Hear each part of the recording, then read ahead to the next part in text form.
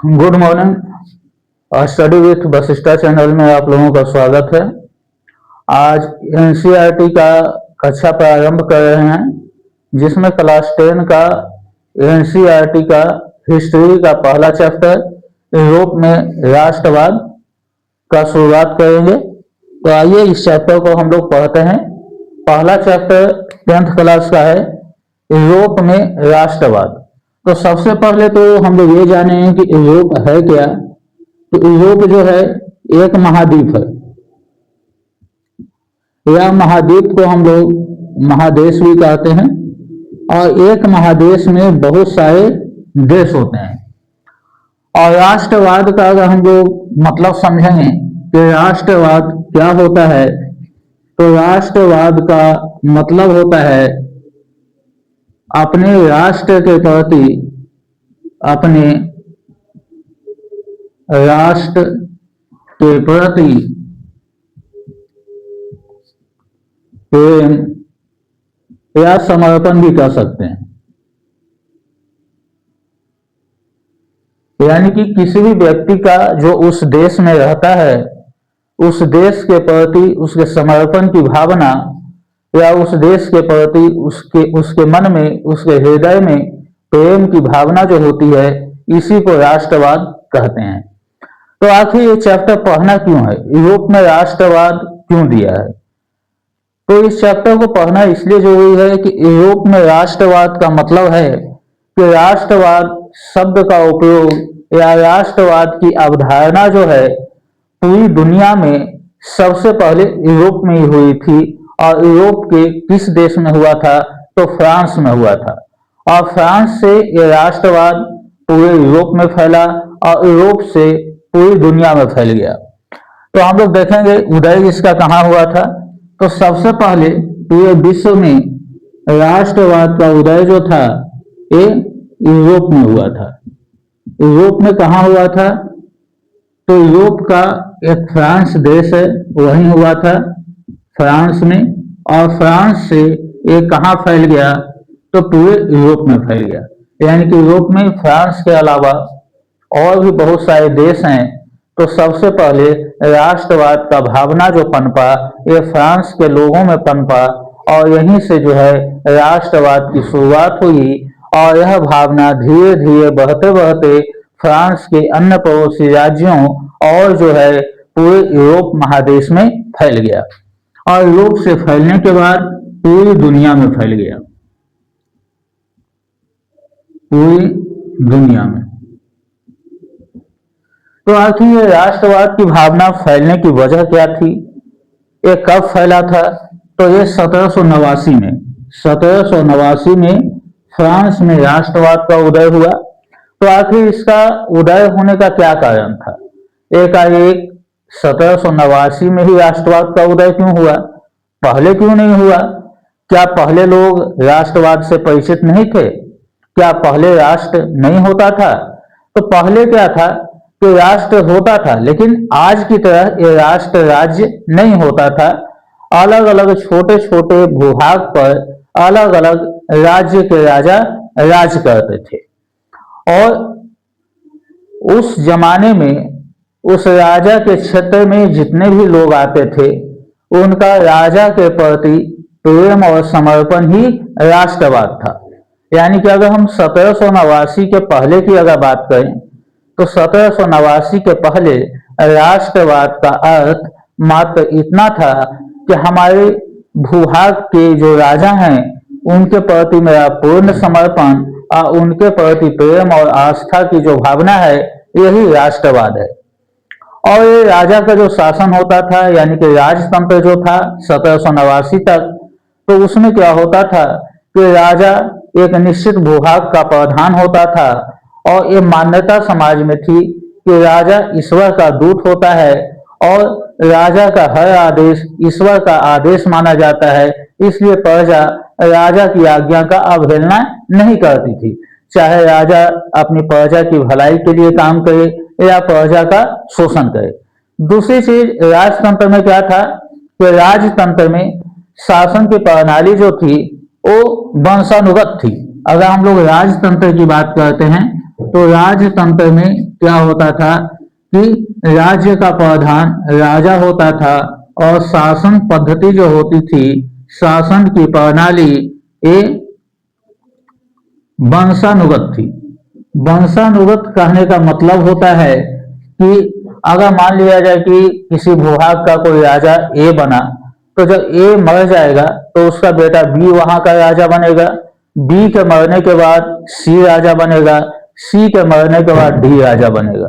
यानी कि प्रजा को ये कोई अधिकार नहीं था कि वो अपनी इच्छा के अनुसार राजा का चयन कर सके। इस तरह का कोई अधिकार प्रजा को उस जमाने में प्राप्त नहीं थे। ये राजा के ऊपर निर्भर करता था कि वो देश की भलाई के लिए काम कर रहा है, प्रजा के हितों की रक्षा के लिए कर रहा है, या प्रजा का शोषण कर रहा है। तो ये सिस्टम जो है पूरे विश्व में चल रही थी। ऐसा नहीं है कि सिर्फ फ्रांस में या यूरोप में चल रहा था, पूरी दुनिया में शासन प्रणाली ऐसी ही थी। लेकिन फ्रांस में 1789 ईस्वी में कुछ ऐसी परिस्थितियां बनती हैं जिसके कारण फ्रांस की प्रजा राजा का विद्रोह कर देती है और उन लोगों में अपने राष्ट्र के प्रति एक चेतना, एक समर्पण की भावना आती है और वो लोग जो हैं फ्रांस में राजतंत्र को समाप्त कर एक नई शासन पद्धति लाना चाहते हैं। तो इस चैप्टर में हम लोग इसी के बारे में स्टडी करेंगे। तो चलिए आगे हम लोग देखते हैं कि यूरोप में राष्ट्रवाद की भावना का, यानी फ्रांस में राष्ट्रवाद की भावना का उदय कैसे हुआ, इस चीज के बारे में हम लोग डिस्कस करेंगे। तो यहां देखिए, राष्ट्रवाद का उदय किस प्रकार हुआ। तो एक व्यक्ति था, उसका नाम था फ्रेडरिक सोहियो था। फ्रेडरिक सोहियो। इसने क्या देखा, एक सपना देखा था और ये सपना देखा था कि ये राजतंत्र जो है इसमें जनता को अधिकार नहीं प्राप्त है, जनता का शोषण हो रहा है। दूसरी चीज, ये प्रणाली वंशानुगत है। तो ये एक सपना इसका था फ्रेडरिक सोहियो का कि पूरे विश्व में एक लोकतंत्रात्मक शासन प्रणाली कायम हो जिसमें प्रजा को अपना राजा यानी राज्य का प्रधान चुनने का अधिकार प्राप्त हो, और अगर वो राजा अच्छा काम अगर नहीं कर रहा है तो जो है उसको ये प्रजा को ये अधिकार हो कि वो उसको जो है ये हटा सकती है। तो सबसे पहले जो है कि फ्रेडरिक सोहियो जो था, ये लोकतंत्र से बनी दुनिया, फ्रेडरिक सोहियो का लोकतंत्र से बनी दुनिया और सामाजिक गणराज्य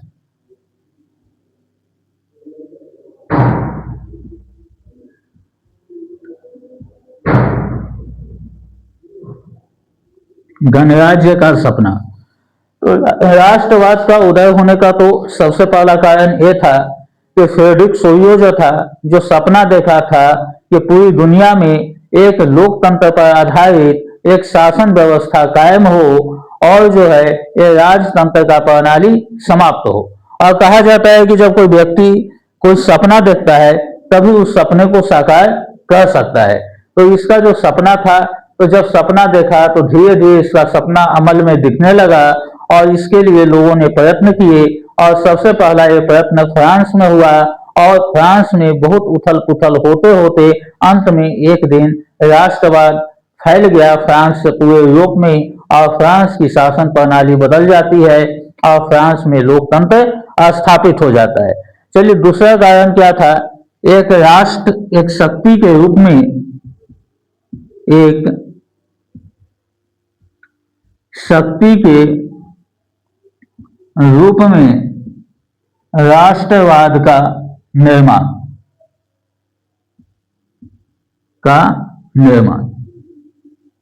यानी कि इसका एक सपना था कि एक शक्ति के रूप में, यानी कि एक यूनिटी के रूप में, यानी कि एक छोटे छोटे राज्यों में जो राजा लोग राज्य कर रहे थे, तो इसका सपना था कि नहीं, एक पूरी शासन व्यवस्था जो है केंद्रीयकृत हो, छोटे छोटे टुकड़ों में ये शासन नहीं हो। यानी कि एक राष्ट्र की शक्ति, और राष्ट्र की शक्ति क्या होती है, तो एकता होती है।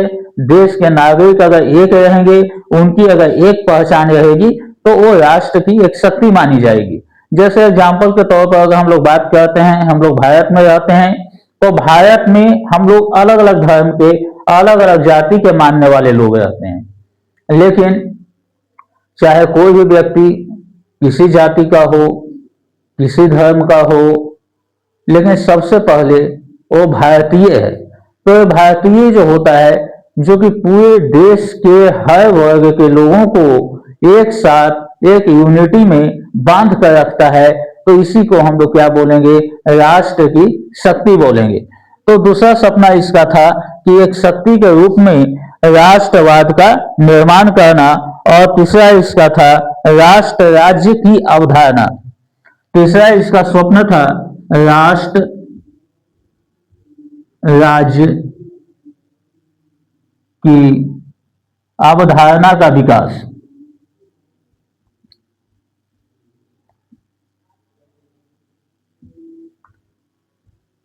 क्योंकि 1789 के पहले पूरे यूरोप में या पूरे विश्व में कहीं भी राष्ट्र राज्य नहीं था। राष्ट्र राज्य कहने का मतलब होता है कि एक बड़े भूभाग पर एक ही देश का प्रधान हो, और वहां की शासन प्रणाली एक ही तरह के नियम और कानूनों से चलती हो। यानी कि उसका एक अपना संविधान हो, और उसी संविधान से वो देश संचालित होता हो। तो यूरोप में उस समय क्या था कि कोई भी राष्ट्र राज्य नहीं था। तो इसका एक और भी स्वप्न था कि राष्ट्र राज्य का निर्माण करना और राष्ट्र राज्य की अवधारणा का विकास करना। और इसी के कारण क्या होता है कि फ्रांस में क्रांति होती है। इन्हीं लक्ष्यों को पाने के लिए, इन सपनों को पूरा करने के लिए 1789 में फ्रांस की क्रांति हो जाती है। 1789 में फ्रांस की क्रांति होती है। और ये फ्रांस की क्रांति किसके खिलाफ होती है, तो राजा वर्सेस, ये फ्रांस की क्रांति जो होती है, ये राजा वर्सेस फ्रांस की जनता, फ्रांस की जनता, ये दोनों के बीच में क्या होती है, क्रांति होती है। फ्रांस की जनता क्रांति करती है, यानी कि राजा के खिलाफ आंदोलन, राजा के खिलाफ संघर्ष, या राजा को अपनी सत्ता से हटाने के लिए विद्रोह कर देती है। और उस समय 1789 में फ्रांस का राजा कौन था, तो फ्रांस का राजा उस समय लुई 16वां था। लुई 16वां, इसके बारे में 9 क्लास में डिटेल्स में पढ़ चुके होंगे कि लुई 16वां जो था, जिस समय राजा बना था उस समय राज्य कोष खाली था। विश्व के अलग अलग राज्यों से का कर्ज इसके ऊपर बना हुआ था, और इसकी पत्नी जो थी ये भी बहुत फिजूल खर्च करती थी। तो ये सारी चीज व्यवस्थाओं को मेंटेन करने के लिए इसने जनता पर टैक्स लगा दिए, और जनता पर टैक्स लगा दिए तो समाज भी वहां दो वर्गों में बटा हुआ था। पहले वर्ग जो थे ये सिस्टजन थे, यानी कि अमीर लोग थे। इसमें पैसे वाले लोग हो गए, पादरी हो गए। पादरी यानी कि चर्च का जो प्रधान होता है, चर्च में जो पूजा कराता है, वो हो गया। तो ये सब विशेष वर्ग के लोग थे, और इनसे टैक्स नहीं लिया जाता था। और गरीब जनता, जिसमें किसान, मजदूर, छोटे मोटे उद्यमी, उद्योग धंधा करने वाले लोग, काम करने वाले लोग, डेली बेसिस पे रोजी रोटी कमाने वाले जो लोग थे, जिनकी स्थिति काफी दयनीय थी, इन लोगों पर कर का बोझ जो है ये काफी ज्यादा लद चुका था। और फ्रांस की जनता उस समय टैक्स चुकाने में, कर चुकाने में असमर्थ थी। इस कारण वहां के लोगों ने राजा के खिलाफ विद्रोह कर दिया। तो अब हम देखेंगे कि फ्रांस में क्रांति किस प्रकार हुई, इसके बारे में हम लोग स्टडी करेंगे।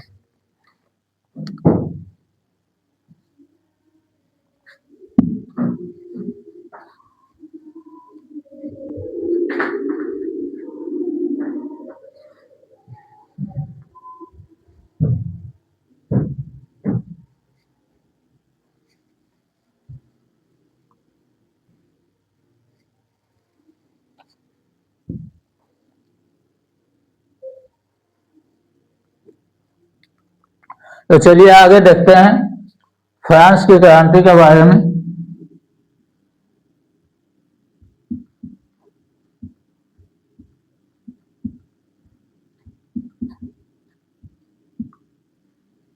ये कब हुई थी? 1789 में फ्रांस में क्रांति हुई थी। और ये किसके बीच हुई थी? तो राजा यानी कि लुई 16वां वर्सेस फ्रांस की जनता, फ्रांस की जनता यानी कि वहां के गरीब लोग जो थे उन दोनों के बीच में हुई थी। फ्रांस की जनता ने क्रांति की। और देखिए क्रांति शब्द सुनने का मतलब ही होता है विरोध होता है ना। यानी कि जब किसी पर जुल्म बहुत ज्यादा बढ़ जाता है, जब किसी व्यक्ति का शोषण अत्यधिक समाज में होने लगता है और जनता जब उस चीज को बर्दाश्त नहीं कर पाती है तो मजबूरी में उसे क्रांति लानी पड़ती है। और जब जब क्रांति आती है तब तब जो है कुछ न कुछ बड़ा बदलाव देखने के लिए मिलता है।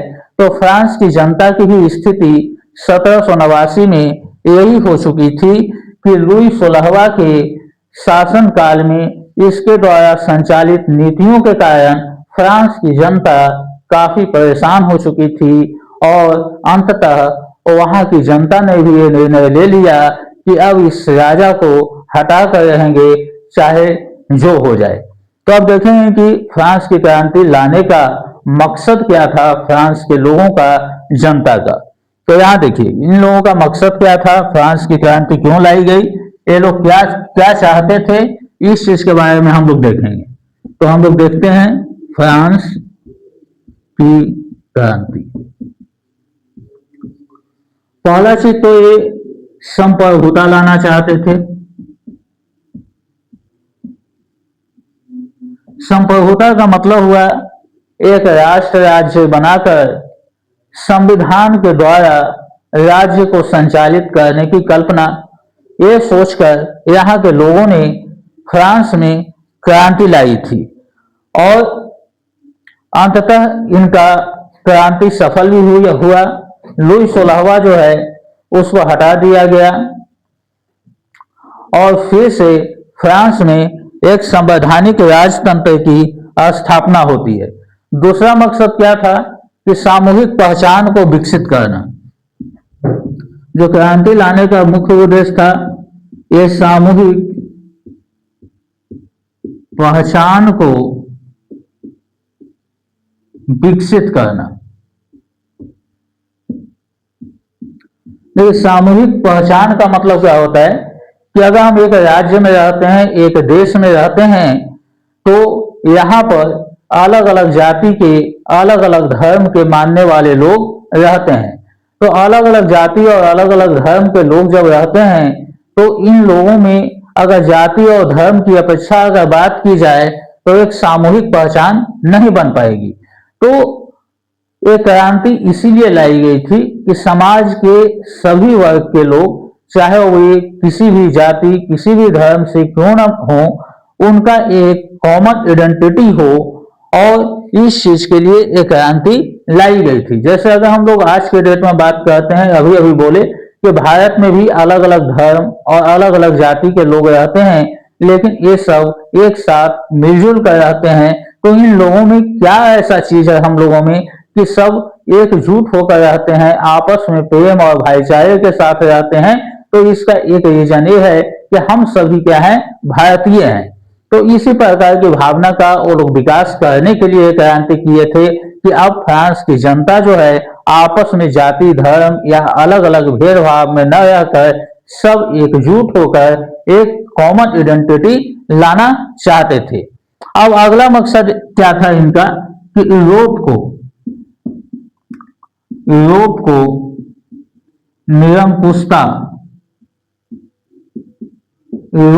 निरंकुशता से मुक्ति। तीसरा मकसद था इन लोगों को कि यूरोप में जो निरंकुशता है, निरंकुशता का मतलब होता है राजा का शासन प्रणाली। यानी कि राजा जब राज्य करेगा तो जो है कि उसमें क्या था कि राजा के मरने के बाद उसी का बेटा राजा बनेगा, फिर उसका बेटा राजा बनेगा।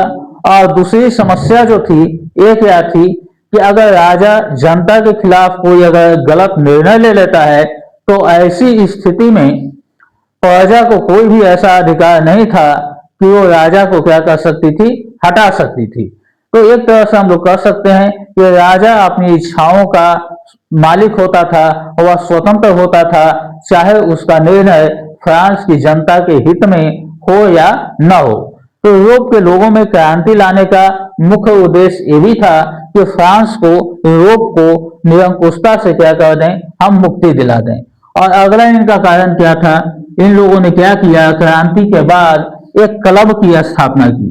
उस क्लब का नाम था Jacobin club. Jacobian Jacobin club की स्थापना। अब हम लोग देखेंगे कि जैकोबिन क्लब क्या था। तो ये जो थी एक सीक्रेट सोसाइटी था। जैकोबिन क्लब जो था ये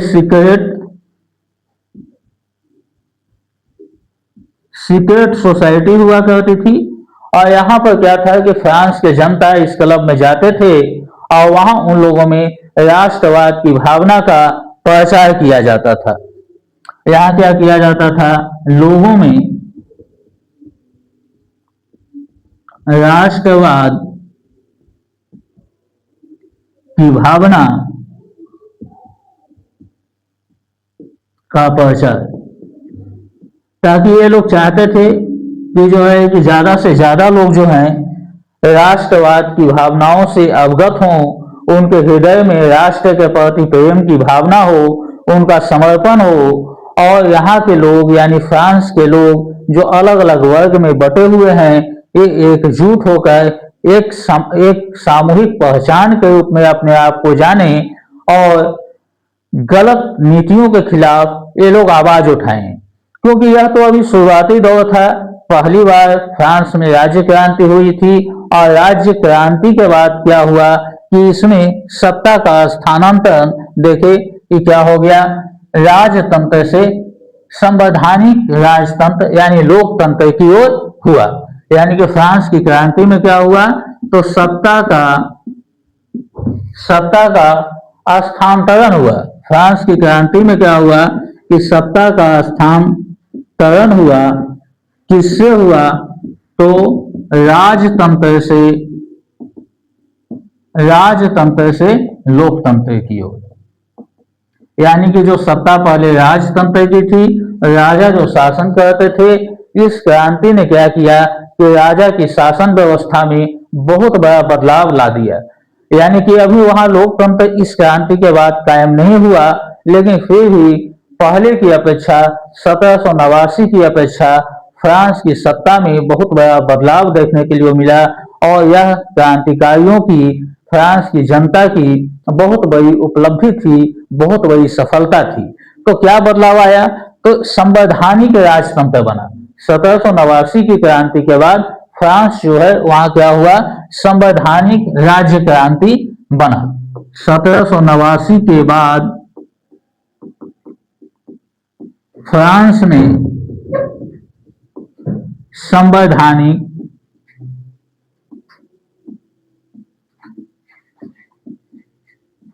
संवैधानिक राजतंत्र बना।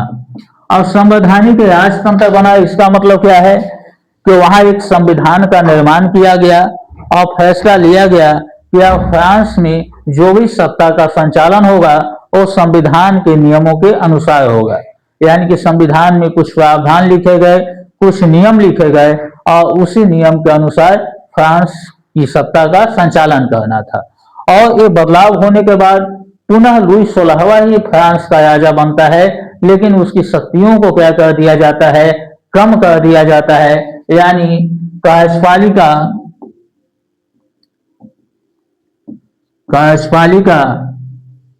विधायिका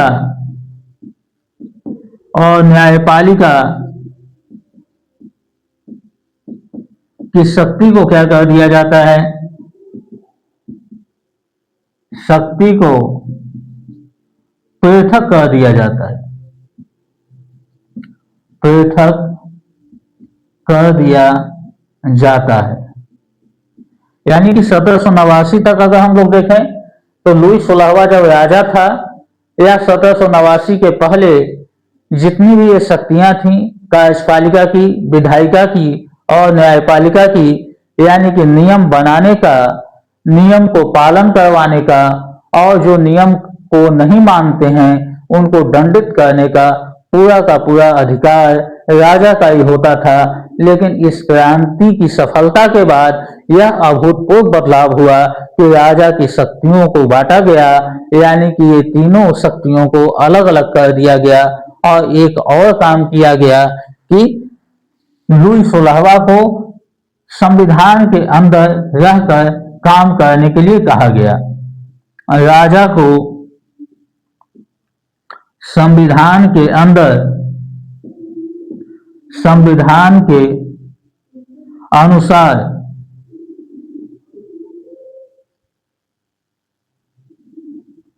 कार्य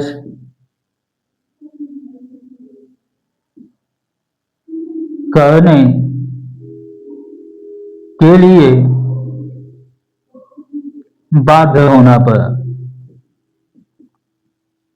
बाध्य होना पड़ा। तो यहां हम लोग देखते हैं कि ये 1789 की क्रांति ने फ्रांस में अभूतपूर्व बदलाव ला दिया। ये लुई 16वां और फ्रांस की जनता के बीच क्रांति थी, जिसने राजतंत्र को बदलकर संवैधानिक राजतंत्र लाया। हालांकि लुई 16वां ही राजा था और इन लोगों की जो मंशा थी क्रांति लाने की, संप्रभुता की, यानी एक संविधान के अंतर्गत राज्य को चलाने की, तो ये क्रांति का परिणाम जब आया तो वहां एक संविधान का भी निर्माण हो गया। लोगों में सामूहिक पहचान विकसित हुई और यूरोप को निरंकुशता से मुक्ति मिली, क्योंकि राजा अब संविधान के अंदर आ चुके थे। अब एक जैकोबिन क्लब का स्थापना क्यों किया गया था?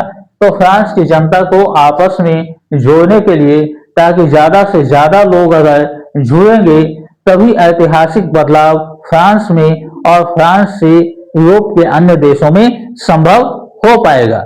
यानी अब आगे ये लोग क्या करेंगे कि राष्ट्रीय भावना की, इससे जैकोबिन क्लब से क्या होगी कि एक राष्ट्रीय भावना की रचना होगी, जो फ्रांस में तो बढ़ेगी ही, लेकिन इसके साथ साथ फ्रांस के अन्य देशों में, यानी कि पूरे यूरोप में ये फैल जाएगी और यूरोप से विश्व के अन्य देशों में भी ये राष्ट्रवाद का प्रचार और प्रसार होगा। तो चलिए आगे हम लोग देखते हैं।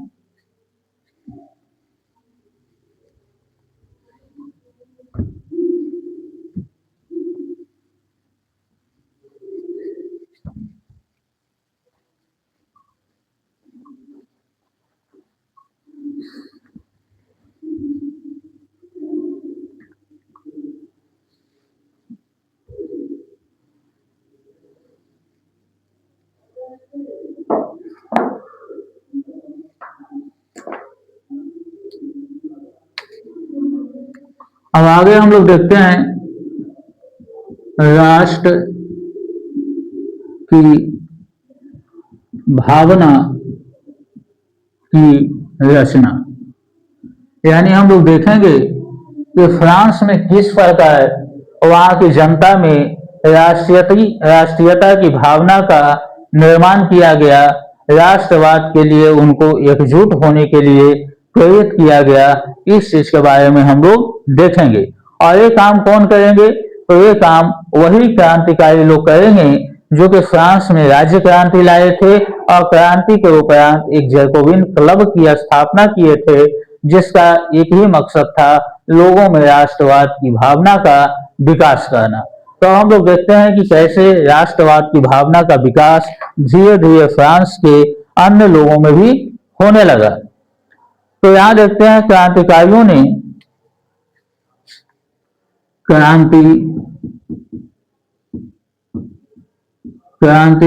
ने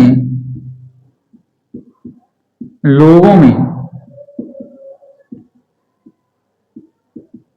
एक सामूहिक पहचान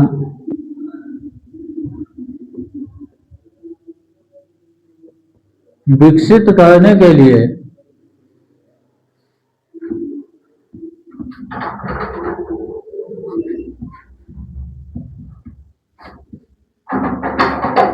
निम्नलिखित कदम उठाए।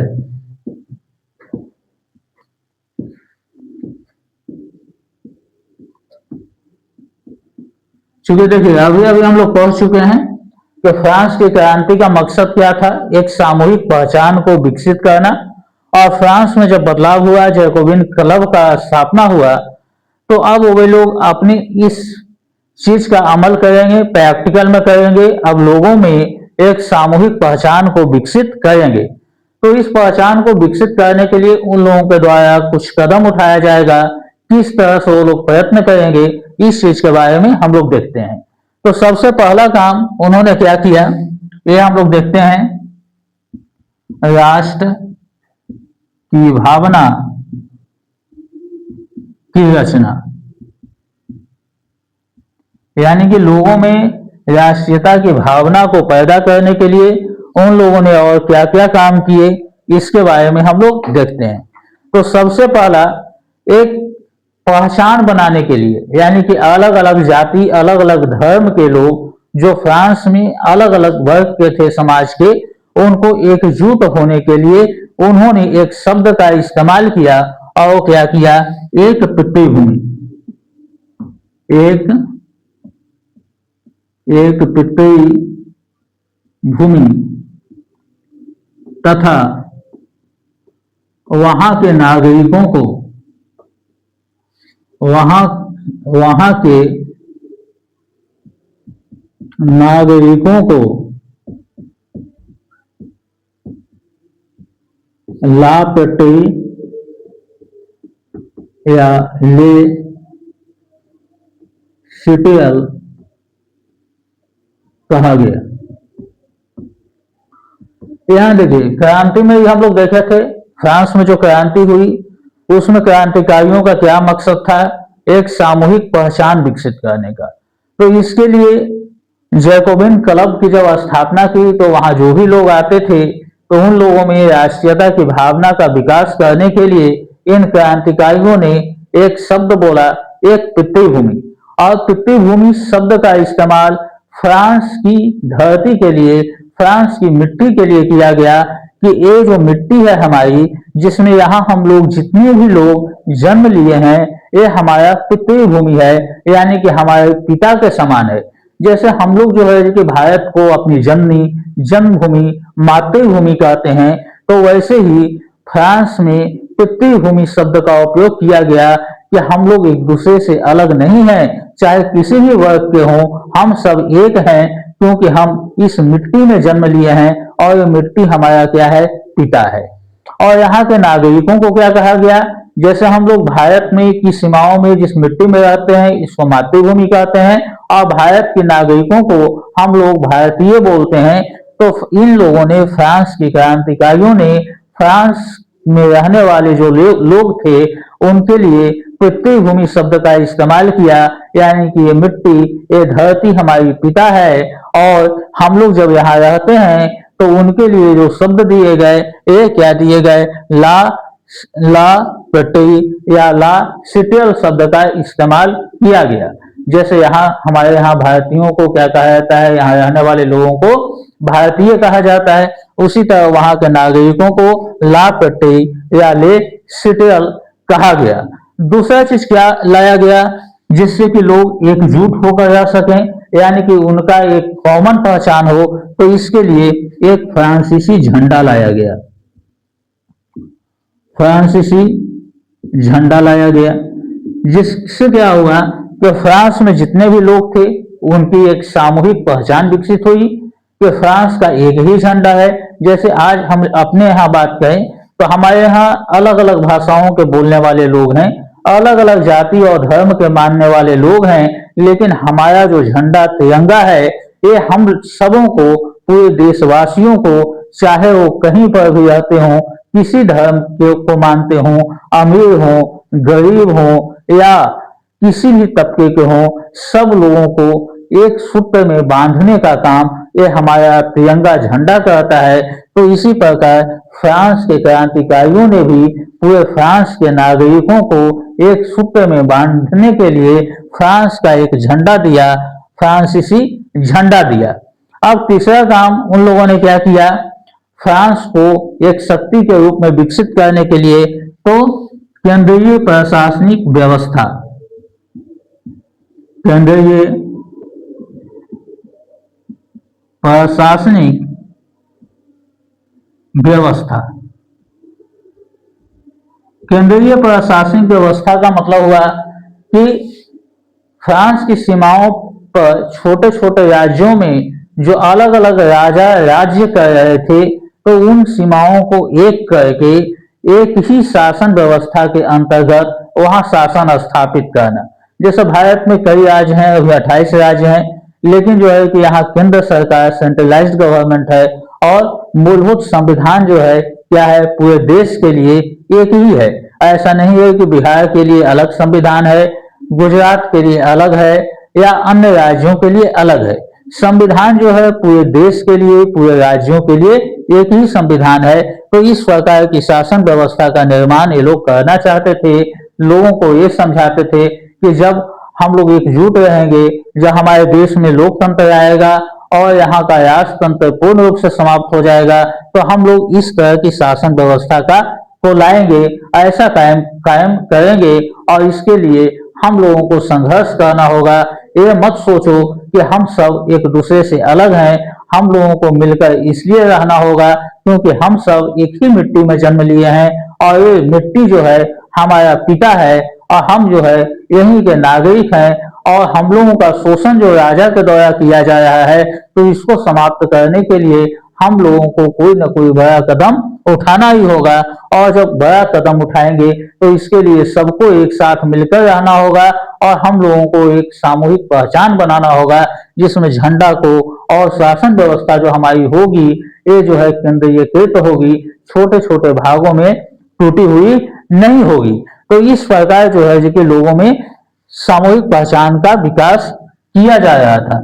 अगला जो है कि मतलब कि क्या रखा गया, क्या चीज कहा गया, फ्रांस की जनता को इन क्रांतिकारियों ने राष्ट्रवाद की भावना के लिए, सामूहिक पहचान बनाने के लिए इन लोगों ने क्या कदम उठाया। तो इन्होंने कहा कि स्टेट जनरल का चुनाव, स्टेट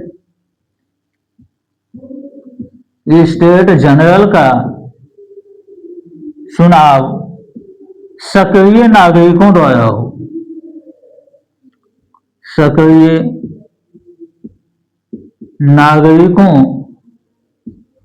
द्वारा हो। स्टेट जनरल, इसके बारे में 9वीं क्लास में आप लोग पढ़ चुके होंगे कि यही स्टेट जनरल था जहां पर कि राजा सभा बुलाता था। यहीं पे कोई भी ऑफिशियल निर्णय लिए जाते थे, जैसे टैक्स को बढ़ाना है, किस पे कितना टैक्स बढ़ा देना है या कम कर देना है, इस तरह के डिसीजन यही होते थे। और इसमें जितने भी सदस्य होते थे, तो पहले जो है इसका चुनाव नहीं होता था। ये जो है कि राजा जिसको मनोनीत कर देता था वही इसके सदस्य होते थे। तो सामूहिक पहचान विकसित करने के लिए इन क्रांतिकारियों ने ये भी कही कि स्टेट जनरल का जो चुनाव किया जाएगा, यानी कि उसमें जो भी लोग होंगे वो सक्रिय नागरिकों द्वारा चुने जाएंगे, यानी पढ़े लिखे लोगों द्वारा चुने जाएंगे, जो कि अच्छे और बुरे की पहचान कर सकें, वो जो है नियम और कानून को जान सकें कि क्या सही निर्णय है हमारे लिए और क्या गलत निर्णय है, इस चीज की पहचान उन्हें हो, तो इसका चुनाव कराया जाए। अगला ये लोग क्या किए कि जो है फ्रेंच भाषा का अगला काम इन लोगों का रहा, जो कि इन लोगों को एक साथ जोड़ कर रख सकता था, वो भाषा। क्योंकि भाषा भी हम लोगों को क्या करती है कि एक साथ मिलकर रहने के लिए प्रेरित करती है। भाषा के कारण भी हम लोग एक दूसरे से आपस में काफी जुड़ जाते हैं, एक अपनापन सा महसूस होता है। इसलिए फ्रेंच भाषा को बढ़ावा दिया गया। फ्रांस की भाषा है फ्रेंच, इसलिए फ्रेंच भाषा को बढ़ावा दिया गया। जैसे सोच के देखिए, हम लोग मान लिया जाए कि हम लोग अगर कहीं विदेश में चले जाएं, या जो है कि आप अगर मान लिया जाए कि कहीं अमेरिका चले गए या चीन चले गए, और वहां जाने के बाद वहां का भारत का ही कोई व्यक्ति आपसे वहां इंग्लैंड में मिला, आप उसको भारत में नहीं जानते थे, पहले कभी भी नहीं मिले, लेकिन अगर वो हिंदी बोलने वाला व्यक्ति है तो उससे मिलने के बाद क्या होगा, वहां आप एक दूसरे से क्या हो जाइएगा, इंटरेक्ट हो जाइएगा, क्योंकि चलो भाई हमको तो हिंदी बोलने वाला एक मिल गया, ये तो अपने घर का आदमी है, ये भी भारत का रहने वाला है। ये किस चीज ने प्रभाव डाला, तो भाषा ने प्रभाव डाला, क्योंकि इंग्लैंड जो है वहाँ ज्यादातर लोग अंग्रेजी बोलते हैं, वहाँ के नागरिक हम नहीं है, लेकिन विदेशों में हमारे देश का कोई आदमी हमारी भाषा को जानने वाला आदमी मिल जाता है, तो बिना जान पहचान के भी एक ऐसा अटूट रिश्ता बन जाता है जिसके जरिए हम लोग एक दूसरे से जुड़ जाते हैं। तो ये भी जो है कि क्या किया, लोगों में राष्ट्रीय भावना को बढ़ाने में और लोगों को एकजुट करने में मदद किया। अगला कदम इन लोगों ने क्या हुआ उठाया कि एक राष्ट्रीय गीत की रचना की गई। इन लोगों ने बोला कि हम लोगों का क्या होगा, एक राष्ट्रीय गीत होगा, जैसे कि हम लोगों का राष्ट्रीय गीत है भारत का। तो इन लोगों ने लोगों को आपस में जोड़ने के लिए ये भी बताया कि हम लोग क्या करेंगे कि अपना एक राष्ट्रीय गीत बनाएंगे जो कि समाज के हर वर्गों के लिए एक ही होगा।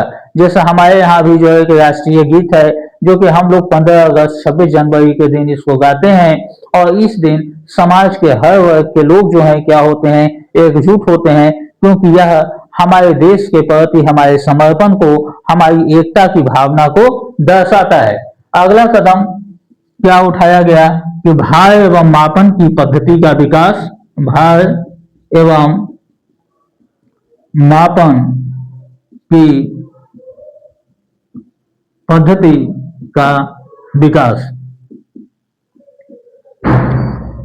यानी कि नापने और तौलने की पद्धति का विकास किया गया, क्योंकि समाज में व्यापारी लोग भी रहते हैं, व्यापार से ही जो है देश का विकास होता है, तो नाप तौल की प्रणाली को विकसित किया गया। तो अभी तक इतना काम हो चुका है, ये राष्ट्र की भावना की रचना का काम किया जा रहा है, अभी ये सारा चीज हुआ नहीं है, फ्रांस अभी लोकतंत्र बना नहीं है, अभी तक ये संवैधानिक राजतंत्र ही है।